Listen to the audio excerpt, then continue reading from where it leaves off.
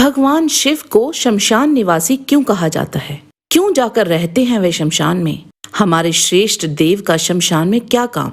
इन सभी बातों का उत्तर स्वयं भगवान शिव ने ही दिया था। इस वीडियो का स्रोत हमारे विश्वसनीय महाकाव्य हैं, जिससे आपको भी उनके शमशान में रहने का वास्तविक कारण पता चल सके। आप सबका ओम गणपति चैनल पर स्वागत है। सनातन धर्म के साथ संबंधित ऐसे ही रोचक और जानकारी वर्धक वीडियोस देखने के लिए हमारे चैनल को सब्सक्राइब कीजिए और बेल आइकन जरूर दबाइए। महाभारत के अनुशासन पर्व अध्याय 141 में वर्णित एक वृतांत के अनुसार देवी उमा ने पूछा, भगवान, स्वर्ग लोक में अनेक प्रकार के सर्व गुण संपन्न निवास स्थान हैं, उन सबको छोड़कर आप शमशान भूमि में कैसे रमते हैं? शमशान भूमि तो केशों और हड्डियों से भरी रहती है। उस भयानक भूमि में मनुष्यों की खोपड़ियां और घड़े पड़े रहते हैं, गीधों और गीदड़ों की जमातें जुटी रहती हैं। वहाँ सब ओर चिताएं जला करती हैं, मांस, वसा और रक्त की कीच सी मची रहती है, बिखरी हुई आंतों वाली हड्डियों के ढेर पड़े रहते हैं। ऐसे अपवित्र स्थान में आप क्यों रहते हैं? श्री महेश्वर ने कहा, प्रिय, मैं पवित्र स्थान ढूंढने के लिए सदा सारी पृथ्वी पर दिन रात विचरता रहता हूँ, परंतु शमशान से बढ़कर दूसरा कोई पवित्रतर स्थान यहाँ मुझे नहीं दिखाई दे रहा है।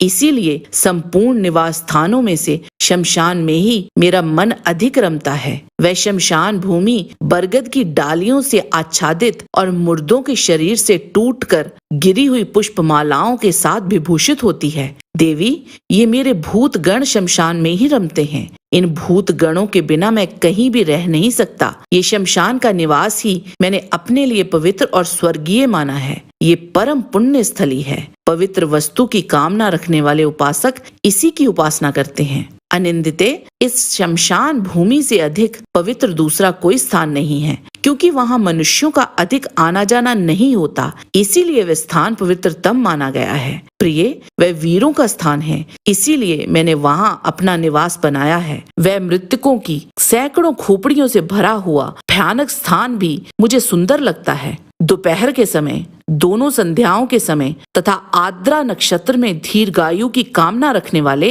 अथवा अशुद्ध पुरुषों को वहां नहीं जाना चाहिए, ऐसी मर्यादा है। मेरे सिवा दूसरा कोई भूत जनित भय का नाश नहीं कर सकता, इसीलिए मैं शमशान में रहकर समस्त प्रजाओं का प्रतिदिन पालन करता हूँ। मेरी आज्ञा मानकर ही भूतों के समुदाय अब इस जगत में किसी की हत्या नहीं कर सकते हैं। संपूर्ण जगत के हित के लिए मैं उन भूतों को शमशान भूमि में रमाए रखता हूँ। शमशान भूमि में रहने का सारा रहस्य मैंने तुमको बता दिया है। अब और क्या सुनना चाहती हो? देवी उमा ने पूछा, भगवान, आपका रूप पिंगल, विकृत और भयानक प्रतीत होता है।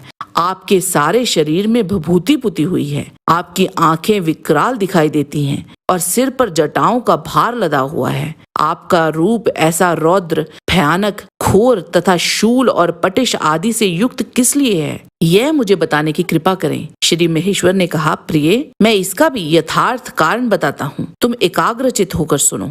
जगत के सारे पदार्थ दो भागों में विभक्त हैं, शीत और उष्ण। अग्नि, सोम, रूप, ये संपूर्ण जगत उन शीत और उष्ण तत्वों में गुथा हुआ है। सौम्य गुण की स्थिति सदा भगवान विष्णु में है और मुझ में आग्नेय तेजस गुण प्रतिष्ठित है। इस प्रकार इस विष्णु और शिव रूप शरीर से मैं सदा समस्त लोकों की रक्षा करता हूँ। देवी, ये जो विकराल नेत्र से युक्त और शूल पटिश से सुशोभित भयानक आकृति वाला मेरा रूप है, यही आग्नेय है। ये संपूर्ण जगत के हित में तत्पर रहता है। यदि मैं इस रूप को त्याग कर इसके विपरीत हो जाऊं, तो उसी समय संपूर्ण लोकों की दशा विपरीत हो जाएगी। देवी, इसीलिए लोकहित की इच्छा से ही मैंने ये रूप धारण किया है।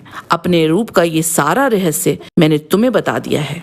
यहाँ महेश्वर ने एक गूढ़ रहस्य से हम लोगों को अवगत कराया है कि भगवान रुद्र और भगवान विष्णु दोनों एक ही परम तत्व का हिस्सा हैं। एक सौम्य गुण को संजोए हुए है तो दूसरा तेजस गुण को, और ये दोनों सर्वदा एक ही हैं। इससे सुंदर अनुभूति नहीं हो सकती कि हमारे देव हम सब के लिए ही सब करते हैं। नारायण महेश्वराय को शत शत नमन है। आज के वीडियो में बस इतना ही। हमारा आज का वीडियो देखने के लिए आप सबका बहुत बहुत धन्यवाद। अगर आपको ये वीडियो पसंद आया है तो हमें प्रोत्साहन देने के लिए लाइक जरूर कीजिएगा, हम आपके आभारी होंगे। और कृपया शेयर भी जरूर कीजिएगा। अगली मुलाकात होगी एक ऐसे ही और रोचक वीडियो के साथ। ईश्वर की कृपा आप सब पर बनी रहे। प्रणाम।